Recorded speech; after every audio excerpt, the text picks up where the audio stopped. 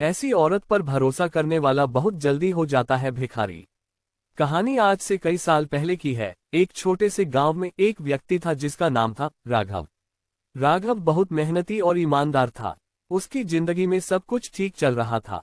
उसके पास एक छोटा सा व्यापार था, एक खुशहाल परिवार था और हर कोई उसे उसकी सच्चाई और मेहनत के लिए जानता था। लेकिन शायद भाग्य ने उसके लिए कुछ और ही सोच रखा था।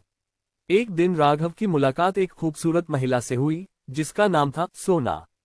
सोना की बातें और मुस्कान में एक ऐसा आकर्षण था कि कोई भी उसके सामने खुद को बेबस महसूस करता। राघव ने भी सोचा कि उसके जैसे मेहनती आदमी के जीवन में किसी अपने का साथ हो तो जिंदगी और खूबसूरत हो जाएगी। धीरे धीरे दोनों के बीच दोस्ती बढ़ने लगी और राघव को ऐसा महसूस होने लगा कि वह अब पूरी तरह से सोना पर भरोसा कर सकता है। कुछ ही महीनों में राघव ने सोना को अपने परिवार, अपने व्यापार और अपने हर बड़े फैसले में शामिल करना शुरू कर दिया। उसने अपना व्यापार भी सोना के नाम कर दिया, ये सोचकर कि जीवन भर साथ निभाएंगे। पर उसे क्या पता था कि उसकी यह मासूमियत, उसका ये भरोसा उसकी सबसे बड़ी भूल साबित होने वाला था। वक्त बीतता गया और राघव की दुनिया धीरे धीरे बदलने लगी। एक दिन सोना अचानक से गायब हो गई, न कोई खबर न कोई पता। और साथ ही राघव का सारा धन, उसकी जमा पूंजी और उसका व्यापार भी खत्म हो चुका था। ये सब जानकर राघव की दुनिया मानो बिखर सी गई।